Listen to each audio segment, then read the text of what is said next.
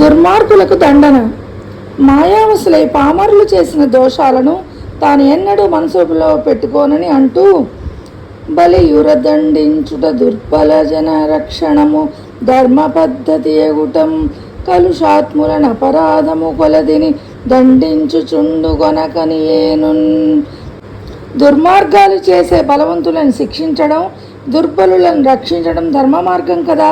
ఆ కారణం చేతనే దుష్టులు చేసిన దోషాలకు తగినట్లుగా శిక్షలు వేస్తానని ఉద్ఘాటించాడు ఆ మహాదేవుడు. తనకు ప్రత్యేకంగా ఎవరిపైన రాగద్వేషాలు లేకపోయినా తన చేతిలో దుష్టులకు దండన, సజ్జనులకు సంరక్షణ అనివార్యమని ఆ పరమేశ్వరుడు ధ్రువపరిచాడు.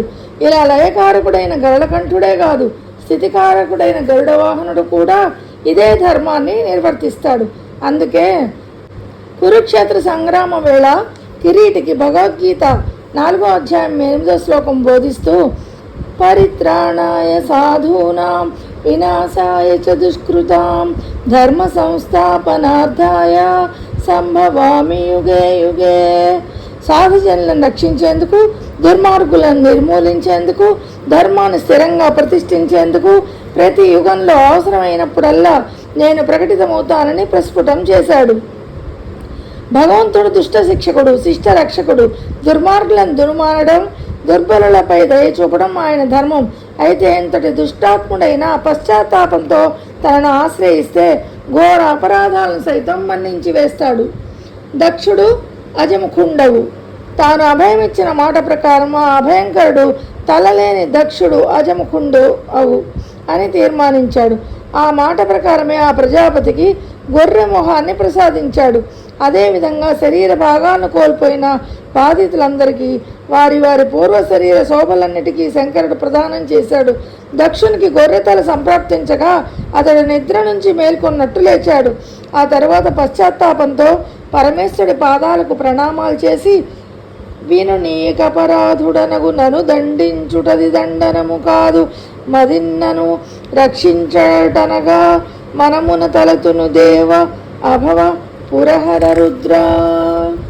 దేవా, మహాదేవ, రుద్ర, హర, పురహర, నేను నీ విషయంలో అపరాధం చేశాను కాబట్టి నీవు నన్ను శిక్షించావు. కానీ నేను దీనిని శిక్షించడంగా భావించడం లేదు, నన్ను రక్షించటమేనని తలుస్తానని వినమ్రంగా విన్నవించుకున్నాడు. ఆ మాటలు విని శివుడు ఎంతో సంతోషించాడు. అంతకు ముందటి అవమానాలన్నీ మర్చిపోయి ఆ ప్రజాపతిని పరమ ప్రేమగా పలకరించాడు. అది పరమేశ్వరుడంటే. అందుకే ఆయన బోళాశంకరుడు. ఆ తర్వాత ఆ నిటలాక్షుడే ఆ దక్షయజ్ఞాన్ని నిరాటంకంగా జరిపించాడు. ఆ దక్షయజ్ఞం జరిగిన చోటే తూర్పుగోదావరి జిల్లాలోని ద్రాక్షారామం అని భక్తుల విశ్వాసం. సాక్షాత్తు మహాదేవుడు భీమనాథుడిగా వెలిసిన క్షేత్రం అది. అక్కడ భీమేశ్వరుని ఒక్కసారి దర్శించుకుంటే చాలు ఆ దక్షుడిని మన్నించినట్లు మనల్ని మన్నిస్తాడనడంలో సందేహం లేదు.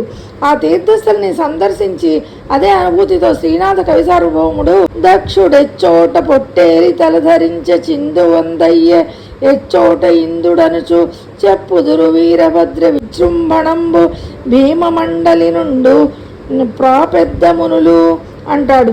ఇక్కడే దక్షుడు గొర్రె తలకాయను పెట్టుకుని పూజ చేయాల్సి వచ్చిందని, ఇక్కడే చంద్రుడు అవమాన పాలయ్యాడని, ఇక్కడే వీరభద్రుడు గజ్జలు కట్టి దక్షయజ్ఞం ధ్వంసం చేశాడని, మునులు భీమ మండలిని మననం చేసుకుంటారని రూఢి చేశాడు. అలాంటి పుణ్యక్షేత్రాల్లో అడుగు పెట్టగానే మనకు పురాణాంతర్గతమైన తత్వాలు మనస్సులో మెదలాలి. అప్పుడే ఆ క్షేత్ర ప్రభావం, మహిమలు మనపై విశేషంగా ప్రసరిస్తాయి. ఇక దయామయుడైన దమ్మిళ్ళకాయుడి దాక్షిణ్యంతో దక్షుడు నిర్విఘ్నంగా యజ్ఞాన్ని పూర్తి చేశాడు. ఆ తర్వాత ఆ ప్రజాపతి పూర్ణ పురుషుడైన శ్రీమన్నారాయణుని పూజించి ప్రత్యక్షం చేసుకున్నాడు. ఆ పరమేశ్వరుడికి, ఆ పరంధాముడికి భేదమే లేదని పరోక్షంగా నిరూపించాడు. ప్రత్యక్షంగా మనకు పుణ్యాన్ని ప్రసాదించాడు. అందుకే శుభాంతమైన దక్షయజ్ఞ కథన విశిష్టతను వివరిస్తూ ఈ ఆఖ్యానము చదివిన ధీయుతులకు వినిన ఎట్టి ధీరులకు ఐశ్వర్యాయు కీర్తులు కలుగును బాయును దురితములు తొలగు భవబంధముల్.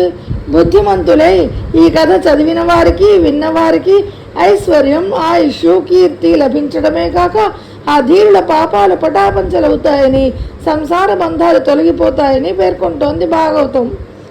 ధ్రువోపాఖ్యానం. బాల్యం నుంచే భక్తి ప్రపత్తులను పుణికిపుచ్చుకున్న ధ్రువుడు, ప్రహ్లాదుడు వంటి భక్తుల ఉపాఖ్యానాలు శ్రీమద్ భాగవత పురాణంలోనే పరమోత్కృష్టమైనవి. బుడిబుడి అడుగుల నాడే బాలల మనస్సు భగవంతుడి వైపుకు మరలితే వారితో పాటు వారి తల్లిదండ్రులే కాదు, తరతరాల జనులు ధన్యులైపోతారు. ఆ సత్యాన్ని నిరూపించడానికే భగవంతుడు ఆ ఇద్దరి చరిత్రలకు చిరస్థాయిని కల్పించాడు. వారి కథాకథన ఆవిష్కరణలో అటు వ్యాస మహర్షి, ఇటు బొమ్మెర పోతనలు కూడా ప్రముఖ పాత్రల్ని పోషించారు. ఆ క్రమంలో తొలుత వచ్చే కథాంశమే ధ్రువోపాఖ్యానం. విష్ణు, అగ్ని పురాణాది కావ్యాల్లో కూడా మహర్షులు ఈ ఉపాఖ్యానాన్ని ప్రస్తావించడం విశేషం. పెద్దల ప్రవర్తన పిల్లల మనస్సులపై ఎలాంటి ప్రభావాన్ని చూపుతుందో చెప్పడానికే ధ్రువుడి కథే దృష్టాంతం. చతుర్ముఖ బ్రహ్మ కుమారుడైన స్వయంభువ మనువు సుపుత్రులు ప్రియవ్రతుడు, ఉత్తానపాదుడు. వీరిరువురిలో రెండవ కుమారుడైన ఉత్తానపాదుడిని పరిచయం చేస్తూ తెలుగు భాగవతంలో పోతనామాచ్యులు వినుము సునీతియు సురుచియు నను భార్యలు గలరు, వారి ఎందును ధ్రువునింగనిన సునీతియు అప్రియమును సురుచియు ప్రియమునగుచునున్నట్టియడన్ అన్నాడు. ఉత్తానపాదునికి సునీతి, సురుచి అనే ఇద్దరు భార్యలు. సునీతిపై రాజుకు ప్రీతి లేదు. సురుచి అంటే రాజుకు మిక్కిలి మక్కువ. సునీతి కొడుకు ధ్రువుడు, సురుచి కొడుకు ఉత్తముడు. సాధారణ మానవ మనస్తత్వానికి ప్రతినిధి ఉత్తానపాదుడు. నిజానికి మనమందరం కూడా ఉత్తానపాదులమే. అందుకే మన ప్రవృత్తి కూడా చాలాసార్లు అతర ప్రవృత్తినే తలపిస్తూ ఉంటుంది. అందుకే ఆయనలో అత్యధికులు మంచి కన్నా చెడుకే ఎక్కువ ఆకర్షితులవుతూ ఉంటారు. సురుచే ప్రియం. అంతరాత్మ చెప్పే నీతి బోధల్ని తోసిపుచ్చడం, హితవాక్యాల కన్నా ప్రియవాక్యాల వైపే మొగ్గు చూపటం మానవ సహజ స్వభావం. ఫలితంగానే చాలాసార్లు జీవితంలో ఎన్నో పొరపాట్లు చేసి ఎప్పుడూ పశ్చాత్తాపడుతూ ఉంటారు. అయినా చేదుగా ఉండే మంచి మాటల కన్నా తీపిగా ఉండే చెడ్డ మాటలే ఆలకించడానికి అత్యధికులకు అనురక్తి. ఇలాంటి స్వభావం కలిగిన వారిని భగవాన్ శ్రీ రామకృష్ణ పరమహంస జల్లెడతో పోల్చేవారు. సన్నని ధాన్యాన్ని పోబిడిచి ముతక పళ్ళు ధాన్యం గింజలను నిలుపుకోవడం దాని నైజం. అదేవిధంగా మూర్ఖులు కూడా సద్విషయాలను విడిచిపెట్టి దుర్విషయాలను పట్టుకుంటారు. కానీ సజ్జనులు చేట లాంటి వారని చెప్పేవారు గురుదేవులు. అంటే అనవసరమైన వాటిని వదిలేసి అవసరమైన వాటిని అంటిపెట్టుకుంటారు. విజ్ఞత, వివేకంతో వ్యవహరిస్తారు. భాస్కర శతకకర్త కవి మారన కూడా ఉత్తానపాదులు లాంటి వారి మనస్తత్వాలను మరింత విశ్లేషిస్తూ నేరిచి బుద్ధిమంతుడతి నీతి వివేకము తెల్పినం చెడం కారణమున్నవానికది గై కొనకూడదు అంటాడు. చెడిపోయే గుణమున్న మనిషి తెలివిగలవాడు చెప్పిన నీతి మార్గాన్ని ఆచరించడానికి ఇష్టపడటని ఘంటాపదంగా చెప్పాడు. ఇలా ఉత్తానపాదులు కూడా అనుకోగలిగిన పెద్ద భార్య సునీతిని దూరం పెట్టడమే కాకుండా ఆమె చెప్పే సుబోధులన్నీ ససేమిరా అంటూ ఉండేవాడు. తండ్రి పక్షపాతం. ఇలాంటి నేపథ్యంలో ఒకనాడు ఆ మహారాజు ఆనందంగా రెండవ భార్య సురుచి కుమారుడైన ఉత్తముణ్ణి తొడపై కూర్చుండబెట్టుకుని ముద్దాడుతున్నాడు. అప్పుడే అక్కడికి వచ్చిన ధ్రువుడు తాను కూడా తండ్రి ఒడిలో కూర్చుంటానని ఉబలాటపడ్డాడు. కానీ ఆ జనకుడు ధ్రువుడిని దగ్గరికి తీసుకోలేదు, ఆప్యాయంగా ఆదరించను లేదు. ఇంతలో ఆ పక్కనే నిల్చున్న సురుచి అహంకారంగా సవితి కొడుకైన ధ్రువుడిని ఉద్దేశించి, నా కడుపున పుట్టిన వాడే తండ్రి ఆదరణకు అర్హుడు. ఆ సునీతి గర్భాన పుట్టిన నీకు తండ్రి ఒడిలో కూర్చునే అదృష్టం ఎలా కలుగుతుంది అని నిష్ఠూరంగా పలికింది. ఆ తండ్రి కూడా ఏమీ మారు మాట్లాడకుండా సురుచిని సమర్థిస్తున్నట్లే స్తబ్దుగా ఉండిపోయాడు. ఆ ఇద్దరి ప్రవర్తనకు ధ్రువుడు ఒక్కసారిగా కన్నీళ్లు పెట్టుకున్నాడు. భర్త మద్దతును చూసుకొని ఆమె బాలుడితో మరింత కటువుగా, అది గానని వధోక్షజు పద పద్మములాశ్రయింపు పాయక హరిన ఉదరమున పుట్ట చేయును మొదలక ఎట్లయిన ముదము వడసెదవనగా, నీ విష్ణుదేవుని పాదాలను ఆశ్రయించు, ఆయన నిన్ను నా కడుపున పుట్టేటట్లు అనుగ్రహిస్తాడు, అప్పుడు నీ కోరిక నెరవేరుతుంది అని అంది. సురుచి ములుకులు లాంటి మాటలకు ధ్రువుడు బిగ్గరగా ఏడుస్తూ కన్న తల్లి దగ్గరకు పరిగెత్తాడు. ధ్రువుడి తండ్రి ఉత్తానపాదుడు పుత్రప్రేమలో పక్షపాతం చూపాడు. చిన్న కుమారుడి ముచ్చట తీరుస్తూ ఆ పెద్ద కుమారుడిని చిన్నబుచ్చి మనోవేదనకు గురి చేశాడు. కానీ తల్లి సునీతి ఆ అవమాన సమయంలో అనుంగు కుమారుడికి అండగా నిలిచింది. సాధారణంగా చాలామంది తల్లిదండ్రులు పిల్లల పెంపకం తెలిసో తెలియకో చేస్తున్న పొరపాటే అది. నిజంగా కన్నవారికి పిల్లల్లో ఎవరిపైనా పక్షపాతం లేకపోయినా కొన్ని సమయాల్లో ప్రేమను ప్రదర్శించే తీరులో వివక్షను చూపుతూ ఉంటారు. ఇది పిల్లల మనస్సుపై విపరీతమైన వ్యతిరేక భావాన్ని చూపుతుందని ఆధునిక మానసిక విశ్లేషకులు కూడా ఆందోళన పడుతున్నారు. అదేవిధంగా చదువులో చురుగ్గా ఉండే పిల్లలతో పోలుస్తూ చదవని పిల్లల్ని దుర్భాషలాడడం లాంటివి కూడా చిన్నారుల హృదయాలపై దుష్ప్రభావాన్ని చూపుతాయి. ఈ రకమైన ప్రవర్తన చదవని పిల్లల్లో ఆత్మ న్యూనతకు, బుద్ధి మాంద్యానికి దారితీయడమే కాక వారికి తోబుట్టువులపై అకారణ శత్రుత్వ భావనల్ని పెంచుతాయి. చిన్నారులతో సున్నితంగా ప్రవర్తించకపోతే భవిష్యత్తులో వారు కఠినాత్ములుగానో దురాత్ములుగానో మిగిలిపోతారు. ముఖ్యంగా తమ నడవడికను పిల్లలు నిశితంగా గమనిస్తారు కాబట్టి పెద్దలు అప్రమత్తంగా ఉండాలి. పరాకుగానైనా వారి విషయంలో పక్షపాత వైఖరితో ప్రవర్తించకూడదని తెలుసుకోవాలి.